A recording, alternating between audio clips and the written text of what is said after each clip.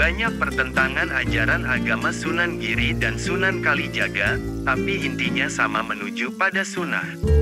Sumber, https://sanadmedia.com/, artikel penulis, Muhammad Harir.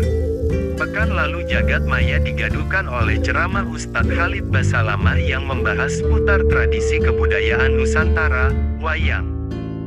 Dia menyebut bahwa tradisi nenek moyang itu sudah semestinya ditinggalkan, tidak relevan lagi di zaman sekarang karena kita sudah muslim. Sebetulnya adanya silang pendapat mengenai wayang ini bukanlah hal yang baru. Menurut Gus Baha pada zaman Wali Songo pun sudah pernah terjadi sikut pandangan di antara mereka. Tentunya dengan konteks yang terjadi pada masa itu. Kiai Haji Bahaudin Nur Salim atau yang familiar disapa Gus Baha menceritakan bagaimana menggebu-gebunya Sunan Kalijaga lantaran ingin berdakwah di area Pajang sampai membuat wayang tenggul. Wayang golek mirip patung inilah yang nantinya akan digunakan sebagai media dalam menyampaikan ajaran agama Islam. Mengetahui wacana itu, Sunan Giri tidak terima dan menghukuminya haram.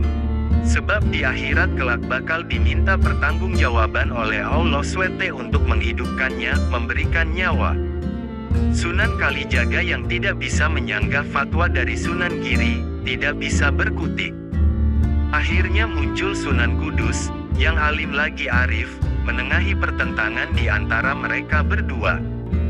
Sunan Kalijaga agak tidak tahu hukum Islam karena mantan preman yang jadi wali. Akhirnya ditengah-tengahi oleh Sunan Kudus yang lebih alim, jelas Gus Baha dilansir dari channel Santri Gayeng. Sunan yang bernama asli Jafar Sadik ini lantas memberi usulan agar wayang tenggul yang menyerupai patung itu dipipihkan saja. Sehingga alasan pertama yang mendasari keharaman itu menjadi hilang. Wayang ini dibeyokkan saja, agar jadi wayang kulit. Kalau wayang tenggul itu berbentuk patung, kalau rata seperti kulit, sudah tidak bisa dikasih nyawa, karena sudah gepeng semua, papar Gus Baha. Persoalan menyiasati kondisi dan merekayasa fikih sudah berlaku sejak dulu. Maka Gus Baha berpesan agar setiap daripada kita jangan pernah meninggalkan ngaji. Karena, ketika seseorang rajin ngaji, akan semakin tambah ilmunya maka akan tambah sikap arifnya pula. Teladan Nabi dalam mendidik umat pada sesi pengajian ini, Gus Baha juga mengisahkan Rasulullah sebagai figur yang meneduhkan ketika menyikapi umatnya yang nyeleneh.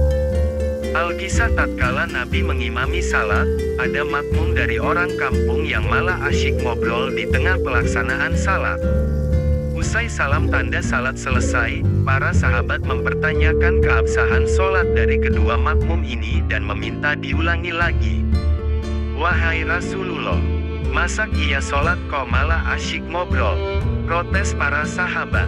Sebagai sosok yang cerdas dan bijaksana, Nabi Muhammad kemudian menggandeng tangan kedua makmum tersebut, menepi sebentar di tempat lain dan menasihatinya. Tanpa membentak dan memasang rona muka garam. Yang namanya salat memang mengobrol munajat. Tapi mengobrollah dengan Allah saja. Kalau ngobrol dengan manusia, tidak usah, jelas Rasulullah. Demi Allah, beliau tidak membentak saya, tidak memaki-maki saya. Rasulullah hanya mengatakan bahwa salat itu munajat, sehingga tidak sepatutnya dicampuri omongan dengan manusia, kesan orang kampung setelah dinasihati Nabi.